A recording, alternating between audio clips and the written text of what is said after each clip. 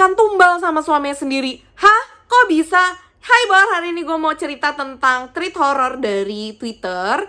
Nah, hari ini gue mau cerita berdasarkan dari kisah nyata. Kita sebut aja namanya NN, nama disamarkan ya Bor ya. Beliau tidak pengen semua orang tahu tentang kehidupannya. NN ini menikah sama suaminya itu di tahun 2018. Dia bertemu sama suaminya itu sekitar 8 tahun ya Bor ya. Awal tahun dia bertemu sama suaminya, dia gak suka sama suaminya karena suaminya itu umurnya di bawahnya dia, alias brondong ya Bor. Nah, pada akhirnya dia lost contact selama 7 tahun. Dan setelah 7 tahun mereka bertemu kembali. Dan akhirnya suaminya memberanikan diri untuk mengajak NN itu menikah ya Bor. Sampai akhirnya mereka menikah. 1 pekan atau 1 minggu setelah pernikahan, suaminya mendapat tugas di luar negeri. Sampai akhirnya si NN ini ditinggal sama suaminya untuk bekerja di luar negeri. NN dan suaminya tinggal di sebuah kontrakan. Sampai akhirnya suaminya meminta izin sama NN karena ada temennya yang datang dari sebuah daerah untuk tinggal seminggu atau sepekan di Jakarta ya Bor. Awalnya NN ini nggak menaruh curiga sama temennya ini. Sampai akhirnya kebaikannya itu menjadi sebuah penderitaan. Juga nggak menaruh curiga sama sekali sama teman suaminya ini pada saat dia pergi bekerja. Karena NN ini juga bekerja di sebuah perusahaan. Setelah teman suaminya itu seminggu tinggal di rumah NN, akhirnya mereka pamit pulang sama NN. Nah, disinilah awal penderitaan atau hal-hal mistis terjadi sama NN. NN sering sekali merasakan diikuti sama seorang wanita yang berjalan merangkak di dapurnya dia. Dan NN juga sering merasa diamati sama pocong pada saat dia di kamar mandi, Bor. Akhirnya NN melihat sosok wanita berdiri di depannya dia pada saat dia lagi tidur. Dan gak hanya itu ya Bor ya, dia melihat ada sebuah tangan gede besar banget Bor tangannya. Bahkan jarinya itu atau kukunya itu panjang banget Bor, mau meraih tangannya dia. Nah, disinilah NN mulai ketakutan. Sampai akhirnya NN tidak berani untuk menceritakan ke suaminya karena dia nggak mau bikin suami itu khawatir atau sedih Bor dengan keadaannya dia di kontrakan. Karena kan si NN ini tinggalnya di kontrakan itu sendiri ya Bor. Sampai akhirnya NN memberanikan diri untuk menceritakan ke pamannya. Dan pamannya bilang bahwa ada yang tidak suka sama dia dan berniat untuk menghancurkan pernikahannya dia. NN teringat akan sosok kakak iparnya. Jadi sebelum acara pernikahan NN dan suaminya, kakak ipar itu ngelabrak si NN.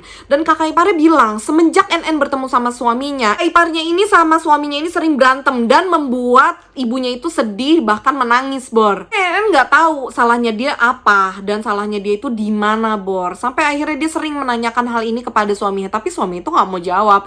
Dan menurut NN ya udahlah ya, masalahnya udah selesai. NN juga udah minta maaf dan semua clear. Itu menurut NN.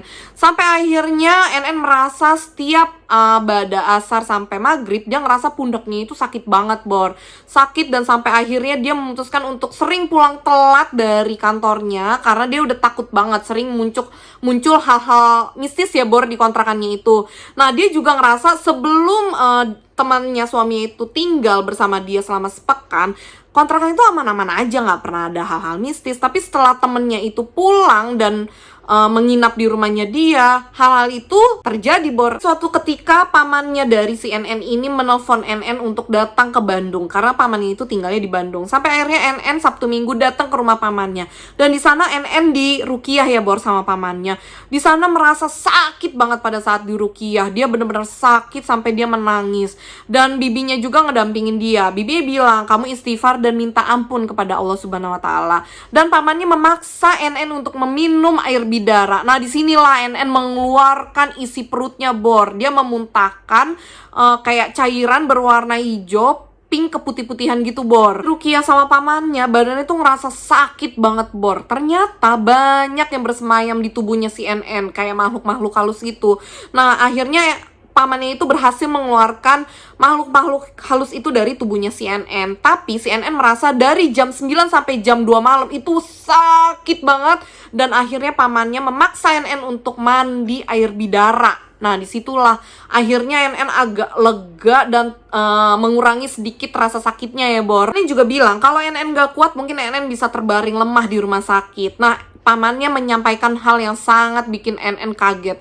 bahwa yang melakukan hal ini adalah keluarga dari suaminya si NN ini, Bor. Masya Allah, seperti tersambar petir ya, Bor. NN ini ngerasa dia gak ada masalah sama kakak iparnya, tapi kenapa kakak iparnya sedendam ini sama dia, sampai akhirnya pamannya memutuskan untuk memberitahu ke keluarganya NN atau orang tuanya NN. Nah disinilah NN udah gak bisa berbuat apa-apa, dan dia berpikir apa yang dia lakukan sama kakaknya sampai kakaknya itu jahat sama dia.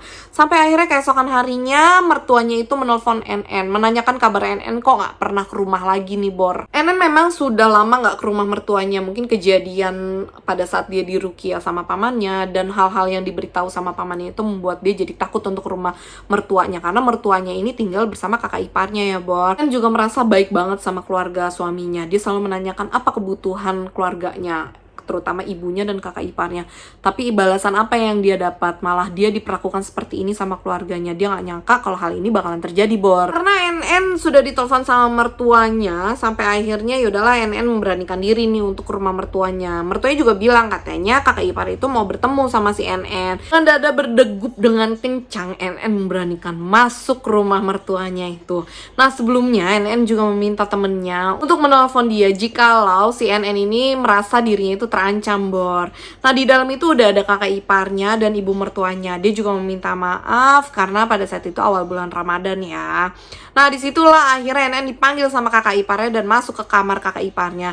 Nah kakak iparnya itu nyodorin kalung, Bor. Kalungnya itu tuh kayak bandul kecil, terus kayak ikatannya itu kayak ikatan hewan ya, Bor, kayak hewan peliharaan. Padahal tuh ibu mertuanya bilang katanya kakak ipar itu mau ngasih oleh-oleh karena pacarnya itu baru pulang dari luar negeri. Katanya oleh-olehnya itu batu mutiara. Tapi setelah NN ngeliat yang disodorin sama kakaknya itu kalung seperti kalung anjing peliharaan atau hewan peliharaan ya, Bor. NN jadi kaget nih, kalung apaan ya, Bor? Nanti gue tunjukin ya gambarnya di sini. NN ini juga bisa merasakan hal-hal mistis karena dia keturunan dari ayahnya, tapi bukan anak indigo. Nah disitulah pada saat disodorin kalungnya itu, NN ngerasa ada hal aneh, Bor, pada kalung itu. Sampai NN berhasil menulis teks WA ke temennya dan berpura-pura lah akhirnya temennya ini nelfon NN dan bilang katanya mau minta dianterin sama NN ke sebuah tempat, dan NN akhirnya berhasil kabur dari rumah mertuanya. Nah pada saat dia mau kabur, mertuanya tuh memaksa untuk membawa kalung itu. Kakak iparnya juga berusaha untuk membujuk bawa kalung itu, tapi NN beralasan ditaruh dulu deh, Bu, di sini takut nanti hilang kalungnya. Padahal sebenarnya NN nggak mau pakai itu kalung. Nah akhirnya bujukan ibunya sama kakaknya itu nggak berhasil dan ibunya tetap aja nyuruh NN untuk bawa minuman dari rumahnya sebagai bekal di perjalanan NN pada saat mengantar temennya, Bor. Tapi karena NN udah ngerasa curiga, ya diambillah minumannya, tapi di tengah jalan akhirnya NN ngebuang itu minuman. Nah sepanjang jalan akhirnya dia menceritakan semua sama temennya. Dia bingung kenapa kok ibu mertuanya sama kakaknya itu bisa sejahat itu sama dia. Apa sih sebenarnya niat mereka? Sampai akhirnya si NN ini memberanikan diri untuk menceritakan ke suaminya, walaupun ceritanya itu putar balikin bahwa yang terjadi hal-hal mistis itu bukan si NN, tapi melainkan temennya. Jadi si NN ini nggak mau membuat suaminya sedih atau sakit hati karena suaminya tahu bahwa keluarga ini jahat sama si NN. NN ini masih baik ya, Bor, karena dia nggak pengen lah istilahnya suaminya ini tahu kalau keluarganya ini jahat sama si NN. Sampai suatu saat pamannya itu menyuruh NN untuk membersihkan seluruh kontrakannya itu, rumah kontrakannya itu, dan mencari hal-hal aneh yang berada di rumah kontrakannya itu. Nah pada saat dia membersihkan, nah adiknya itu menemukan kain kafan kecil-kecil di atap rumahnya si NN. Jadi ruangan dapur itu ada ventilasi ya, ruang ventilasi yang bisa dimasuki satu orang, Bor. Nah di situ ada sebuah kain kafan kecil-kecil, potongan kain kafan gitu di atapnya itu, Bor. Nah sampai akhirnya adiknya itu mau ngambil kain kafannya, tapi pamannya bilang jangan ngambil karena kalau sampai diambil kain kafannya sama si adiknya itu bisa jadi korban selanjutnya, Bor. Sampai akhirnya pamannya bilang ya udah deh, paman aja yang ngambil kain kafan itu. Sampai akhirnya pamannya itu datang ke kontrakannya si NN dan mengambil semua kain kafan yang ditemuin sama si NN dan dibawalah ke Bandung. Pada saat nyampe di Bandung, semua kain kafannya itu ditaruh di lapangan terbuka dan dikelilingi sama air bidara. Setelah itu dibakar kain kafannya. Setelah dibakar, Bor, terdengarlah suara kuntilanak dari berbagai arah. Dan gak hanya itu, Bor, seluruh lampu rumah paman dan rumah-rumah yang deket lapangan terbuka itu mati seketika dan mereka ketakutan, Bor. Gila ini sih. Akhirnya NN menanyakan ke pamannya siapa yang melakukan hal itu. Ternyata pamannya bilang, siapa yang terakhir menginap di rumah kamu, NN? Dan dia bilang, teman dari suaminya yang dianggap keluarga juga sama keluarganya si suaminya ini. NN juga gak menyangka bahwa kebaikannya dia terhadap teman-teman suaminya sendiri itu dibalas dengan kejahatan. Nah, sampai akhirnya NN memutuskan untuk menelpon suaminya dan menceritakan kembali hal-hal mistis yang terjadi sama dirinya. Tapi tetap NN menceritakan bahwa yang terjadi itu adalah temannya. Disinilah suaminya udah curiga sama NN bahwa yang NN ceritain itu bukan temennya, tapi melainkan itu si NN. Dan suaminya juga yakin yang berbuat jahat sama si NN itu adalah kakak iparnya atau kakaknya si suaminya sendiri, Bor. Suami juga berjanji sama NN bakal menyelesaikan masalah ini setelah dia pulang ke Indo. Nah, setelah dia pulang ke Indo, dia bukan menemui NN, tapi malah pulang ke rumah orang tuanya. Dengan alasan katanya dia gak punya uang rupiah, dan dia lupa untuk menukarkannya. Nah, ini alasannya udah menurut gue udah gak bener ya, Bor ya. Masa iya sih seorang suami pulang ke rumah atau ke Indo, udah lama gak ketemu sama istrinya, tapi dia malah ke rumah orang tuanya, bukan ke rumah istrinya, Bor. Nah, disinilah NN curiga. Sampai akhirnya suaminya pulang dan menemui si NN. Nah, selama seminggu itu NN sama suaminya berantem. Dia merasa kayak berubah aja suaminya setelah pulang dari rumah orang tuanya. Yang awalnya dia menjanjikan untuk menyelesaikan masalah ini, tapi malah dia bilang kalau semuanya ini nggak benar, kakaknya nggak berbuat jahat sama dia. Dan dia meminta NN untuk menceritakan dari awal sampai akhir gimana kok bisa NN mencurigai keluarga bahkan kakaknya. Bercerita bahwa NN juga sempat diruqyah sama pamannya. Nah, suaminya marah, dia bilang dia nggak ridho siapapun yang meruqyah istrinya.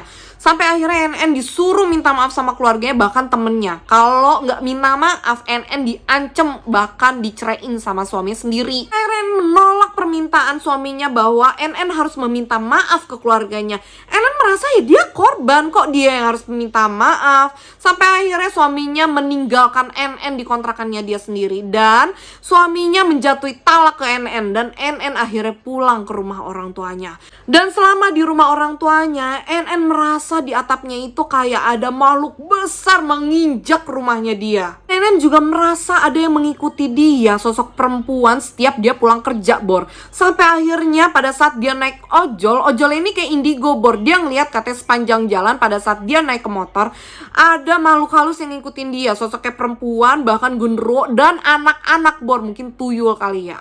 Nah, akhirnya NN mencoba untuk menghubungi pamannya. Nah, disitulah akhirnya pamannya cerita. Pamannya dari awal gak serak sama suaminya karena suaminya ini mendapatkan NN dengan cara yang tidak halal. Nah, caranya itu dengan memelet si NN ke dukun, Bor. Nah, dicurigain sama pamannya ini adalah dukunnya itu temennya yang pernah nginep di rumahnya si NN dan suaminya, Bor. Suaminya memelet NN itu dengan cara mengambil foto NN di Facebook. Karena kan kita tahu ya, di cerita awal itu adalah si NN itu gak suka sama suaminya karena suaminya itu di bawah umurnya NN, which is NN gak suka sama berondong, Bor. Nah, pada akhirnya si suaminya ini mau menaklukkan NN dengan cara memelet NN, Bor. Suami NN juga mengikat NN agar tidak berhubungan sama cowok lainnya, Bor. Nah, benar aja selama 7 tahun NN berhubungan sama pria itu selalu putus, Bor, dan gak pernah berhasil. Istilahnya itu garis waris, Bor. Nah, itu kayak gitu, Bor. Jadi dia ngikat si NN agar NN itu gak berhasil mendapatkan jodoh, melainkan jodohnya itu ya si suaminya ini. Sampai akhirnya suaminya benar-benar meninggalkan NN dengan alasan ibunya lagi sakit. Dan lebih gilanya lagi ya, suaminya itu meminta uangnya yang pernah dia kasih NN sebagai nafkahnya NN dan diminta kembali sama suaminya semuanya. Ya NN gak mau lah karena NN merasa itu nafkahnya dia dan itu kewajiban suaminya untuk menafkahi istrinya. Dan NN bilang katanya ya uang itu udah dikepake jadi udah gak bisa dibalikin, padahal sebenarnya uang itu ditabung karena kan NN ini juga kerja ya, Bor. Menurut NN suaminya ini adalah taat sama agama, dia juga gak pernah ninggalin sholatnya sekalipun. Dia kalau sholat itu selalu ke masjid. Nah, herannya NN kenapa suami bisa kayak gitu. Makanya akhirnya dia mengambil kesimpulan bahwa suami itu perlu tanggung jawab, gak hanya ibadahnya aja, tapi tanggung jawabnya juga perlu ya, Bor. Akhirnya NN hamil, Bor, 1 bulan.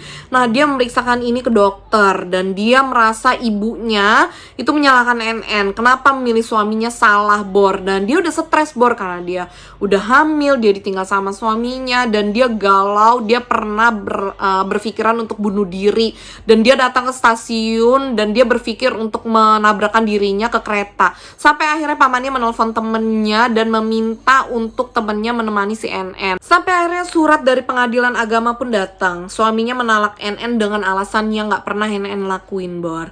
Sampai akhirnya NN datang, dan semenjak dari awal sidang suaminya itu gak pernah datang. Pengadilan agama memutuskan untuk membatalkan perceraian mereka. Jadi intinya suami itu mau menggantungkan pernikahannya si NN. Nah, si NN ini tuh ngerasa kayak kecewa ya sama keputusan suaminya. Kesedihan NN gak sampai situ, Bor, karena NN harus menghadapi kehamilannya dengan sendirian ya, Bor. Dia ngerasain sakit sendirian, mual sendirian, ngidam sendirian, bahkan kontrol ke dokter juga sendirian. Sampai suatu saat di kehamilan 8 bulan, kamarnya itu kan berhadapan sama ruang tamu. Nah, ruang tamunya itu selalu dimatiin lampunya. Nah, kamarnya si NN ini gak pernah ditutup, Bor.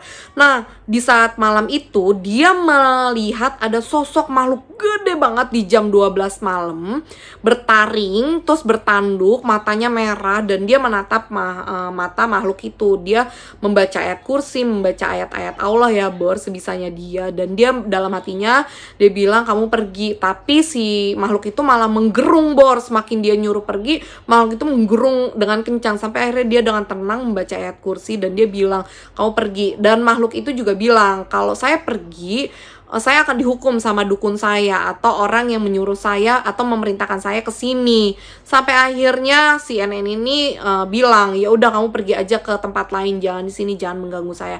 Sampai akhirnya makhluk itu nurut sama si NN dan pergi dari rumahnya NN. Sampai akhirnya si NN melahirkan anak pertamanya, Bor. Alhamdulillah anaknya sehat walafiat, tidak kekurangan apapun. Nah, 1 bulan anaknya tumbuh ya, Bor.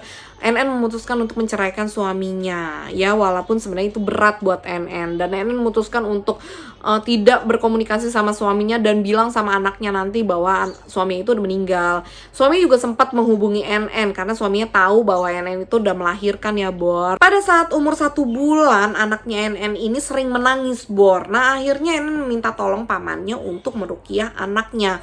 Nah, pada saat diruqyah diurutlah perutnya, keluarlah rambut kecil, Bor, rambut-rambut hitam kecil dari perutnya si bayi ini, dan juga keluar serat-serat kayu pohon bambu yang bener-bener gatal banget keluar dari perutnya anak bayi dari si NN ini. Enggak hanya itu ya, Bor ya, anak bayi itu juga selalu diganggu sama makhluk-makhluk halus, karena kata si NN ini, dia bilang katanya di depan rumahnya itu sering banget kedengeran suara kuntilanak, sampai anaknya itu nggak pernah bisa tidur dengan tenang. 2 hari berturut-turut anak itu nggak tidur. Ya Allah, bener-bener ya. Dan kata pamannya, anak itu akan dijadiin tumbal, tapi nggak bisa karena anak itu mempunyai 4 malaikat yang melindungi anak bayi itu. Kita tahu ya kalau anak bayi itu memang punya malaikat yang melindungi dia ya, Bor ya. Sampai akhirnya si NN udah stres, udah bingung kayak gimana karena anaknya itu diganggu terus sama makhluk halus dan nggak bisa tidur, Bor. Sampai akhirnya bayi ini dititipkan ke kerabatnya jauh di sana. Dan karena anak itu dititipin sama kerabatnya, karena mungkin si NN juga kerja ya, Bor. Jadi setiap si NN ini datang ketemu sama anaknya, anak itu nggak mau ketemu sama si NN. Jadi kayak NN itu juga masih dikirimin makhluk-makhluk halus sama keluarganya itu. Jadi dibikin nggak tenang lah hidupnya sama keluarga suaminya. Dan akhirnya diketahui lah bahwa kenapa istrinya dan anaknya ini dijadikan tumbal sama keluarganya. Karena keluarganya itu nggak mau istri dan anaknya itu menguasai harta suaminya. Karena menurut ibu dan kakaknya, suaminya ini adalah tulang punggung keluarga. Suaminya itu anak bungsu, Bor, dan dia juga tulang punggung. Jadi keberadaannya si NN dan anak itu adalah sebuah ancaman, takut kalau hartanya itu bakal jatuh ke mereka berdua. Jadi makanya mereka berdua ini mau dihabisi lah sama ibu dan kakak iparnya. Gila sih, cuma gara-gara harta. Yaudah lah ya, Bor ya, cukup sekian cerita dari Empo. Ini adalah treat horror dari Twitter ya, Bor ya. Semoga kalian suka, dan yang suka jangan lupa follow TikTok Empo di @dewiratnasarinsenjaya dan YouTube Empo di Empo Dewi. Oke, Bor, thank you for watching and see you next video. Bye bye.